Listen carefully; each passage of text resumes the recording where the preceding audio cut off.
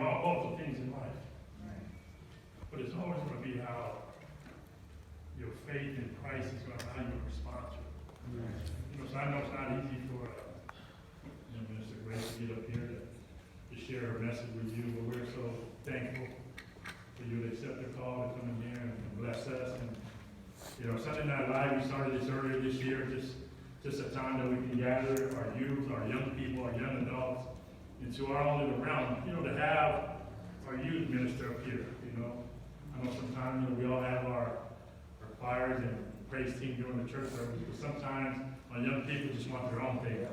And we've been blessed to have so many great churches come together. We do this as a body of Christ. It's not a Gridiron ministry thing. It's not a Christian lifestyle thing. It's mainly just a God thing. It's a Jesus thing. And we're allowed to, open it up to a lot of different people. I'm glad to see some first-time faces. I see my favorite thrower in San Diego. We have Mr. Tuatasi over here, the CIF champion. It's a discus thrower, it's shot put. I know God has great things in her life to do, so I was blessed to see her. But I'm going to bring up my good sister Grace, man, to come and bless us with the word and just share your heart tonight. And you get it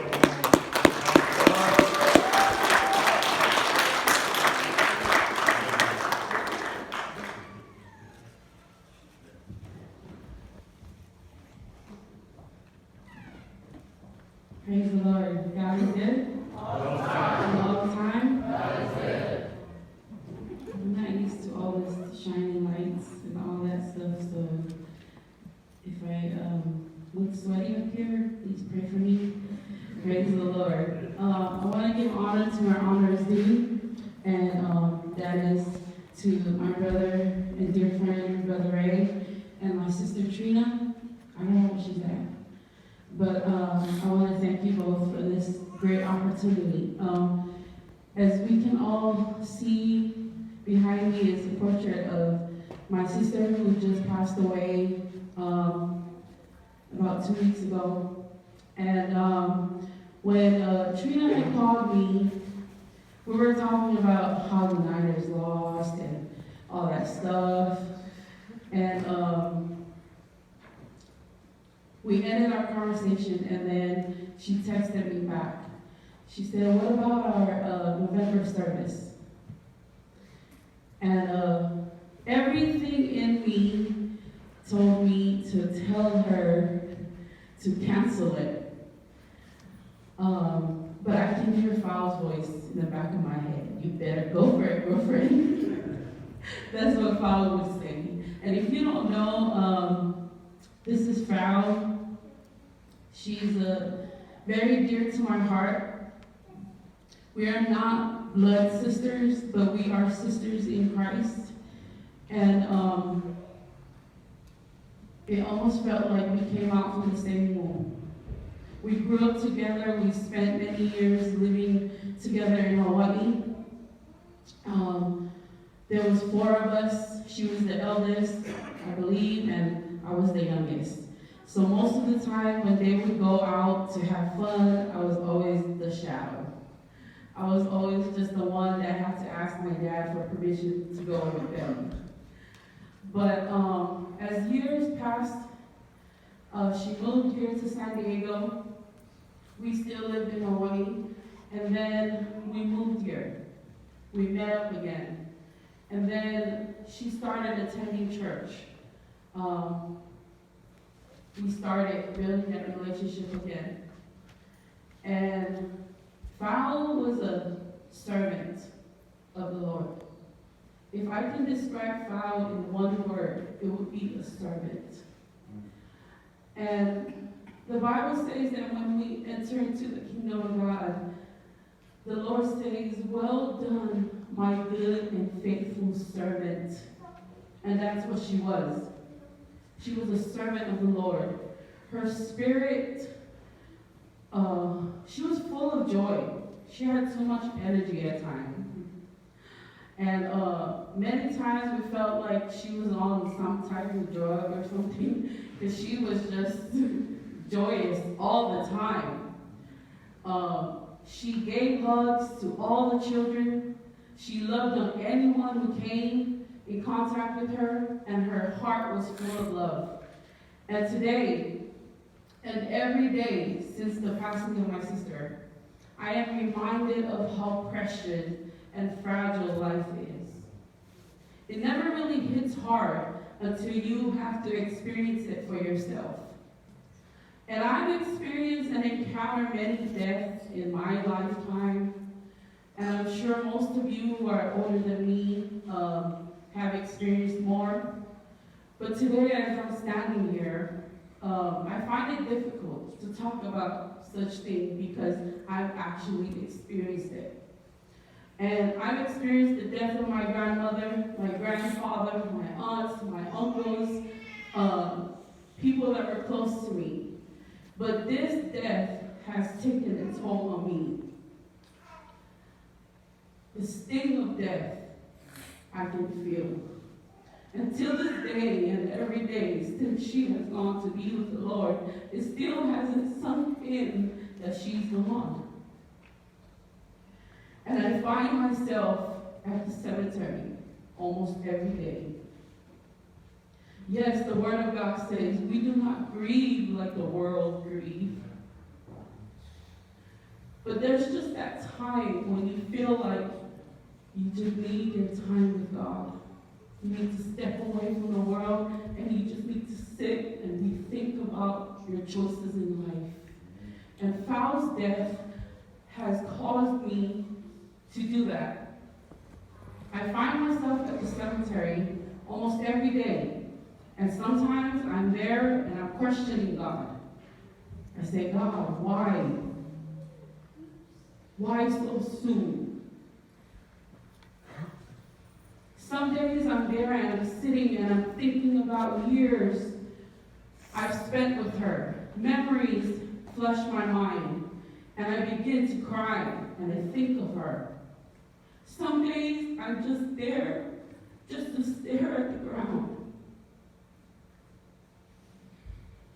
And recently, Jamela and I went to do some flowers. We were sitting there, and a lady approached us from the back.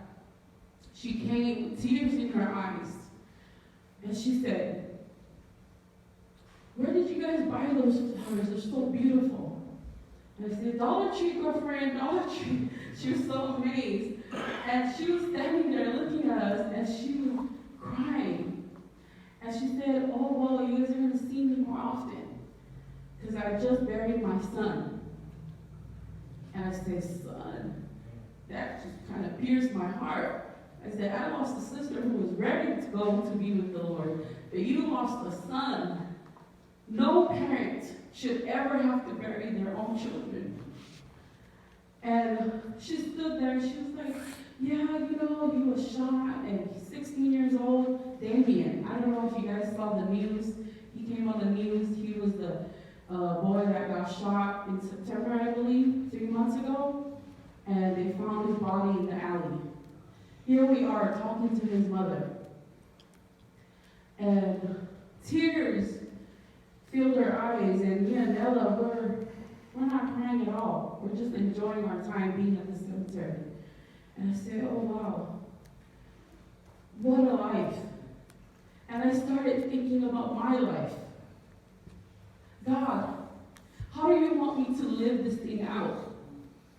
Because I can read your word, and I can go to church, and I can be involved in youth ministries and worship team ministries and know Genesis from Revelation, but sometimes my flesh gets in the way. And I found myself yesterday walking through the cemetery, reading each tombstone. And I noticed that every tombstone has 2 dates. Every tombstone has a date on the left-hand side and a date on the right-hand side. The one thing that each tombstone have in common is that little dash in between those 2 dates. Those 2 dates.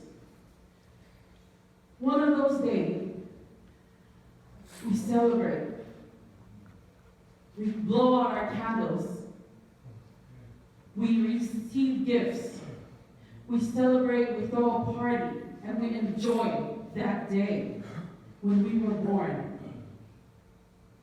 Yet, on the other hand, this is a day where most of us don't really think about. We don't really think about the day on the right-hand side. We don't want to. Even when it's coming for us, we still don't want to think about that day. And the sad thing is that when we read in the book of James, where my scripture will be, James chapter 4, verse 13 to 15, it reads like this. Now listen, you who say today or tomorrow we will go to this or that city, spend a year there, carry on business, and make money. Why? You do not even know what will happen tomorrow. What is your life? And James says, you are a mist that appears for a little while and then vanishes. Instead, you ought to say, if it is the Lord's will, we will live and do this or that. James explains to us how foolish we can be at times and how arrogant people can be, planning their calendar, planning things out, right? You have your whole calendar ahead of you. 10 years from now, in December, in this month, I'm going to be in Paris. In this month, I'm going to be in Samoa. In this month, I'm going to be wherever I plan to be.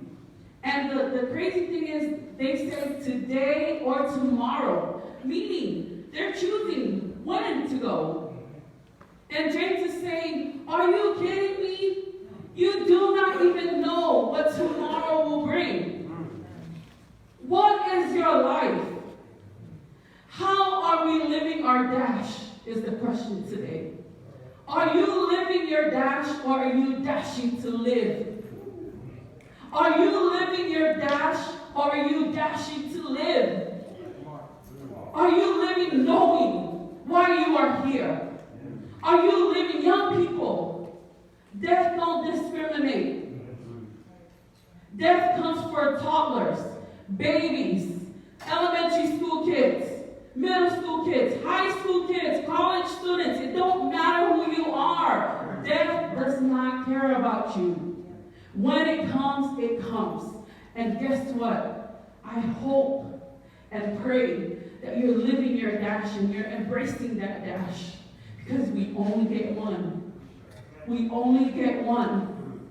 You see, in the book of Job, in Job chapter 14, I believe,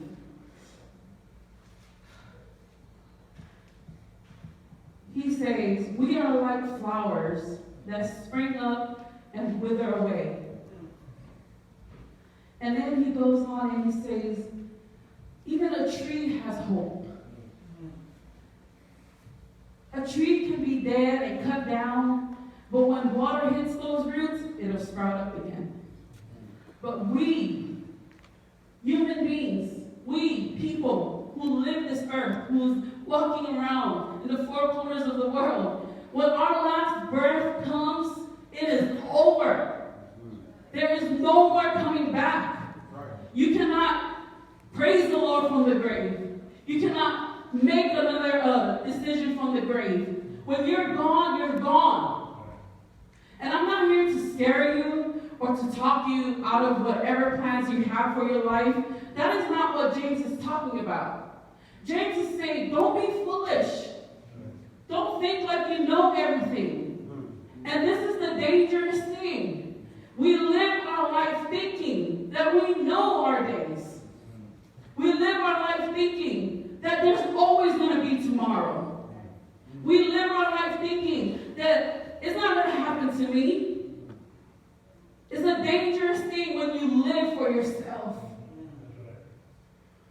We can plan our calendar, but there's dangers lurking everywhere.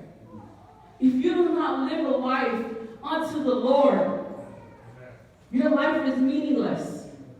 When death comes, guess what? Hell is waiting for you.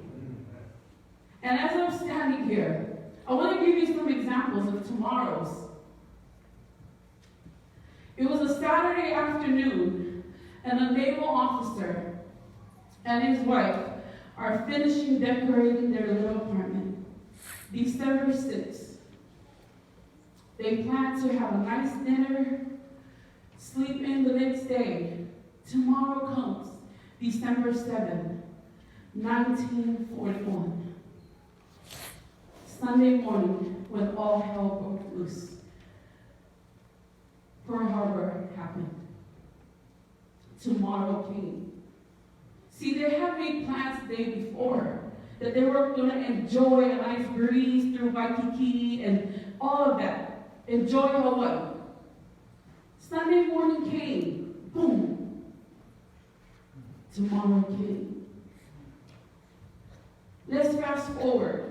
September 11, 2001. I was a freshman in high school walking on campus in Hawaii. I was walking around, and I can remember I was listening to my music with my earphones on. I walked into class, and my teacher had the news on. 2,996 people hurried to go to work at the World Trade Center. Some were there just to visit and go sightseeing. Some were just passing by.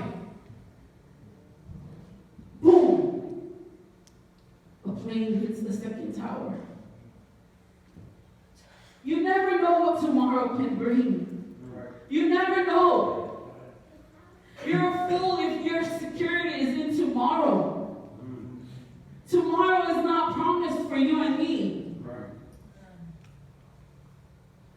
I read later that 12 investors who had a meeting on the 101st floor saying to each other, tomorrow morning, we will meet and carry out this plan. Come early, and they did, and never got out. Tomorrow came. Tomorrow is not promised. You see, October 1st, 2017, my husband and I, we took a business trip to Vegas. It would be our last night to enjoy with our family and friends before heading back home. We attended a thing called Aloha Fest. We were there for the day, and then I told my husband, let's just drive through the strip. Let's just go over there. And for some reason, when we were leaving, he got tired, and he was like, let's just go home. So we drove home. An hour out, I get a text. Are you guys okay? And I said, what? I was clueless. Are you guys okay? I go on Facebook, of course, and I see everything on Facebook. That a shooter fired on a concert that was happening on the strip. We were just planning to be there. These people went to the concert not knowing it will be their last day on earth. 58 people were killed and 413 wounded. These people never imagined that this is how they were going to leave this earth. Just yesterday, I was sitting at the cemetery. I was working on my sermon, and I go on Facebook.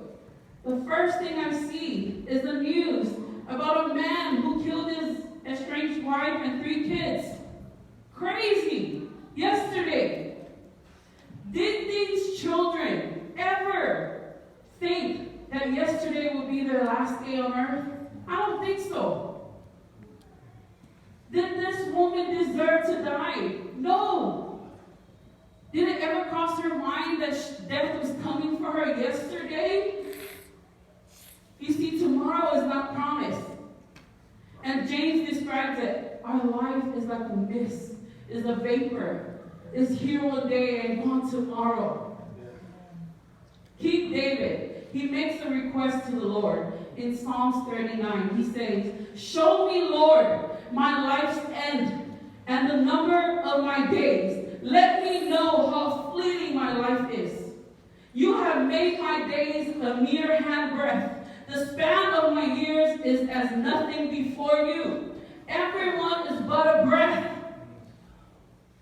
even those who seem secure." David understood that God was in control, that he had the numbers of his days. David is saying, "Lord, please remind me of how quick this life is, because I don't want to waste it."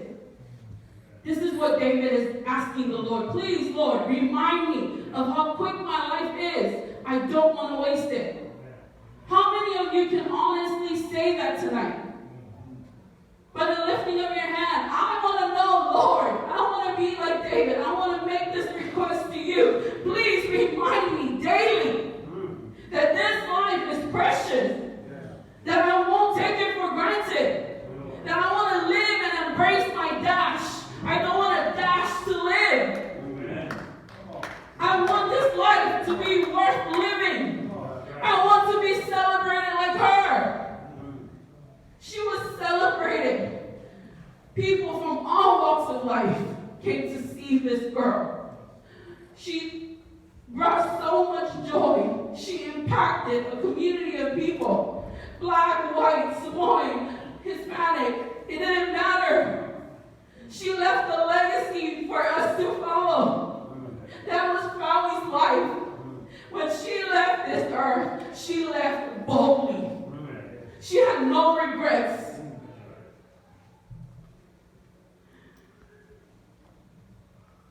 Are you dashing to live? Hurriedly spending precious time chasing things that's not worth it at the end? Unfortunately, this is how a lot of us is living today. We're always on the go. We're always keeping ourselves busy. There's nothing wrong with that. Don't get me wrong.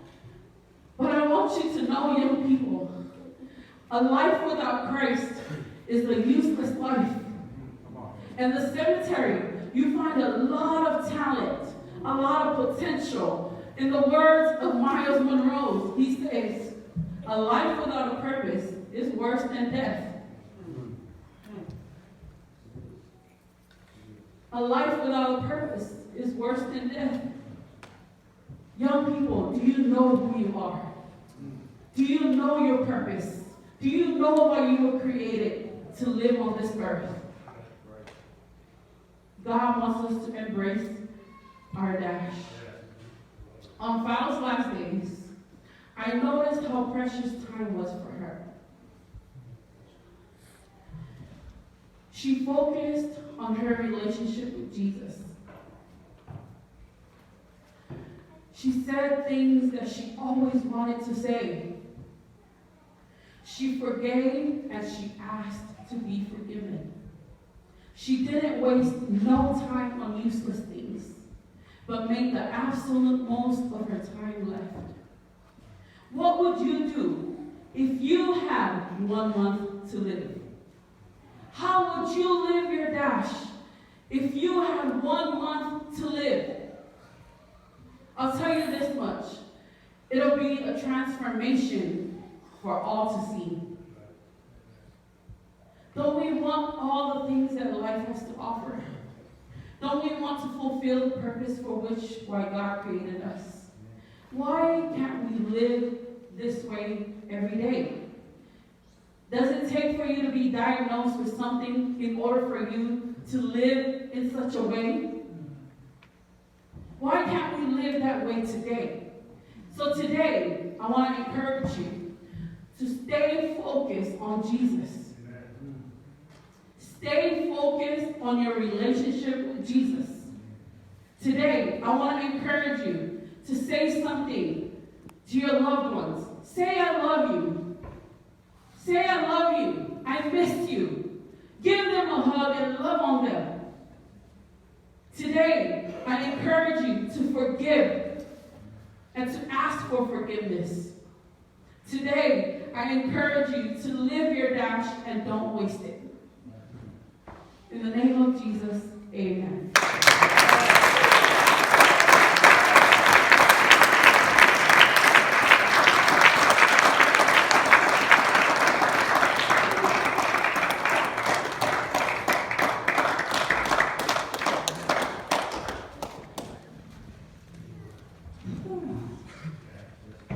Man.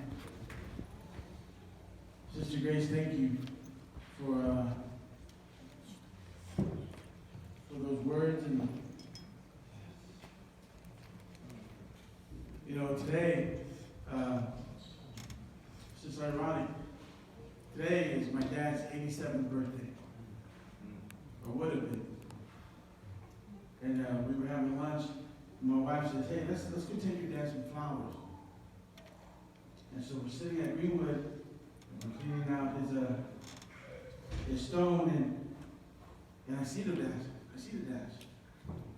And I see the dates. And I was reminded of the legacy. And I can never go back and tell jokes like he told jokes, stories like he told stories. But I can go and remember the legacy he left behind and how he raised us kids. And so I hope I do him proud, but more importantly, I hope I honor the Lord by the way I raise my kids. Amen? So she's absolutely right when she's talking to you young people, because death doesn't discriminate. And it's and so here's I just feel like we